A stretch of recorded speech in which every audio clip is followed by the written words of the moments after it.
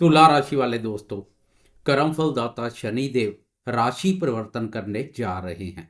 इसका शोर तो आप लंबे समय से सुन रहे हैं, पर आपको मालूम है शनि के राशि परिवर्तन के 1.5 माह बाद महत्वपूर्ण ग्रहों राहु केतु और गुरुदेव का भी राशि परिवर्तन है।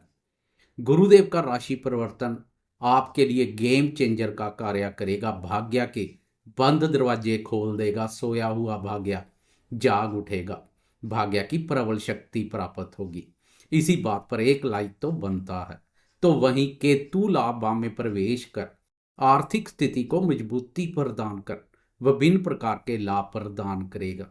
बात करें बाहुबली राहु की, तो राहु पंचम भाव में प्रवेश कर शनि की जगह ले लेगा। एक तरह से समझे शनि और राहु में अदला बदली होने जा रही है।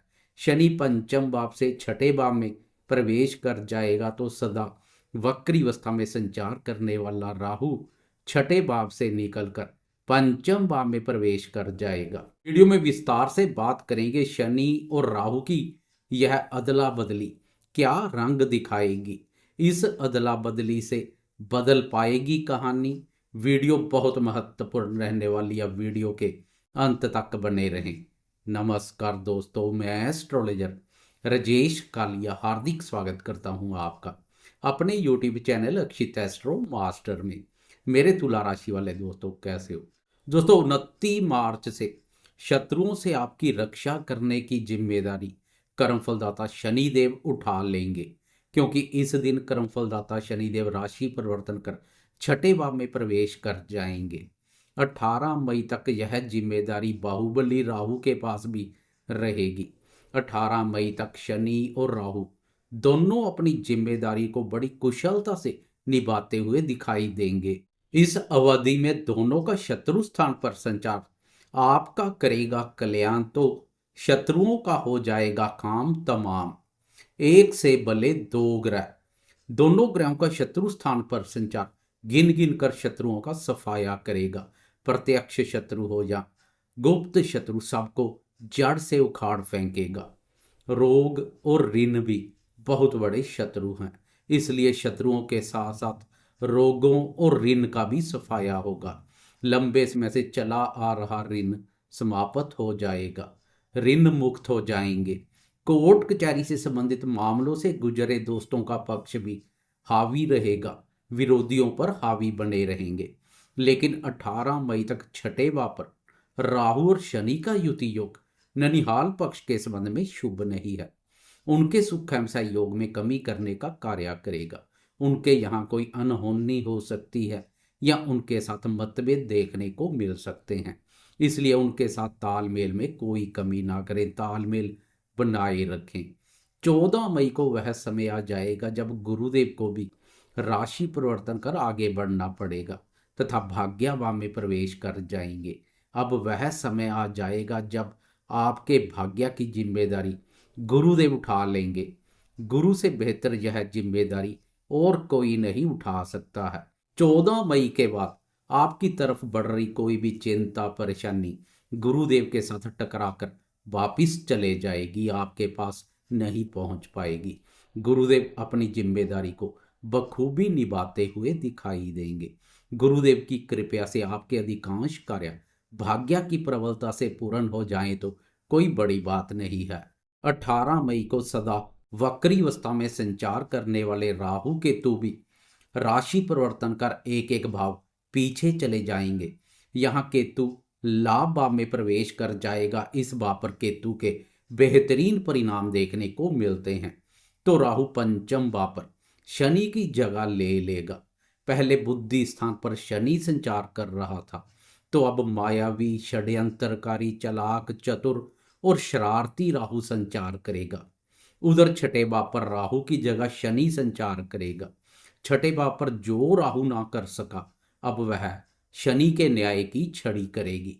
शनि का न्याय शत्रुओं पर विजय सुख का आनंद प्रदान करेगा तथा शत्रु खौफ में रहेंगे। प्रत्यक्ष शत्रु हो या गुप्त शत्रु, शनि के न्याय की छड़ी सबको जड़ से उखाड़ फेंकने का कार्य करेगी। अन्न और धन में वृद्धि होगी। हर कार्य में सफलता मिलेगी। भूमि, भवन और वाहन से संबंधित सुखों में वृद्धि होगी। राहु और शनि की दृष्टियों में भी काफी अंतर है। पिछले समय से छठे भाव से राहु की दृष्टि कर्म और धन स्थान पर पड़ रही थी, जो इनको काफी प्रभावित कर रही थी। इससे करियर में उतार चढ़ाव जैसी स्थिति बनी हुई थी। कार्यस्थल पर व्यर्थ के पंगे देखने को मिल रहे थे। धन भाव पर दृष्टि धन की स्थिति को कमजोर बना रही थी, वह धन लाभ नहीं हो पा रहा था जो होना चाहिए। अब यह भाव मजबूत स्थिति में आ जाएंगे। करियर में सफलता और उन्नति मिलेगी। कार्यस्थल पर चले आ रहे गिले शिकवे और वाद विवाद भी दूर होते दिखाई देंगे। धन के आवागमन में तेजी आएगी। बैंक बैलेंस बढ़ेगा। आप बचत करने में सफल रहेंगे। आय में वृद्धि होगी तो खर्चों में कमी आएगी। कुटुंबीजनों के साथ चले आ रहे वाद विवाद भी दूर होते दिखाई देंगे। शनि तो छठे भाव पर बेहतर कार्य करेगा, लेकिन बात करें बाहुबली राहु की तो पंचम भाव अत्यधिक शुभ और महत्वपूर्ण भाव है। इस भाव से विद्या, बुद्धि, संतान, प्रेम संबंधों और निवेश कार्यों का विचार किया जाता है। पहले बुद्धि स्थान पर शनि संचार कर रहा था, अब राहु संचार करेगा। मायावी राहु का बुद्धि स्थान पर संचार साम दाम दंड भेद की नीति में निपुण बनाने का कार्य करेगा। आपके स्वभाव में चालाकी और चतुरता का भाव भी देखने को मिलेगा। राहु का स्वभाव है उल्टे रास्ते पर ले जाना। बुद्धि स्थान पर राहु संचार कर बुद्धि को भ्रमित करने का कार्य करेगा। विचारों में महत्वाकांक्षा भावना बहुत प्रबल देखने को मिलेगी। यह भाव निवेश कार्यों से भी संबंधित है, इसलिए राहु का इस भाव पर संचार जल्दी से अमीर बनने के चक्कर में लॉटरी, सट्टा और जुए जैसे अनैतिक कार्यों की ओर झुकाव पैदा कर सकता है। इसलिए राहु को अपनी बुद्धि पर हावी ना होने दें। राहु के माया जाल से दूरी बनाकर रखें। कोई भी महत्वपूर्ण कार्य करने जा रहे हैं तो बुद्धि विवेक से सोच विचार कर धैर्य संयम पूर्वक कार्य करें। निवेश कार्यों से जुड़े दोस्त खास ध्यान रखें। राहु के इस गोचर काल में निवेश करने जा रहे हैं तो सुरक्षित निवेश करें। जोखिम पूर्ण निवेश में हाथ ना डालें। लेकिन एक बहुत बड़ी खुशखबरी यह रहेगी, राहु गुरुदेव की दृष्टि में रहेगा। इन दृष्टियों के कारणवश राहु काफी हद तक सीधा चलेगा, शरारत नहीं करेगा। सीधा चलता राहु देने पर आए तो उससे बड़ा कोई धनदाता कोई नहीं है। फिर भी सतर्क बने रहें, सुरक्षित निवेश करें। राहु पर गुरुदेव की शुभ दृष्टि प्रेमियों के लिए भी बहुत बड़ा वरदान साबित होगी, क्योंकि राहु का प्रेम प्यार भाव पर संचार प्रेम संबंधों पर नकारात्मक प्रभाव डालता है। प्रेमियों में परस्पर संदेहास्पद स्थितियां पैदा कर मतभेद देखने को मिलते हैं। राहु की यह स्थिति एक से अधिक प्रेम संबंध स्थापित कर दे तो कोई बड़ी बात नहीं है, लेकिन गुरुदेव की दृष्टि बचाए रखेगी। गुरुदेव की शुभता से प्रेमी प्रेम संबंधों के मोर्चे पर सफल होंगे।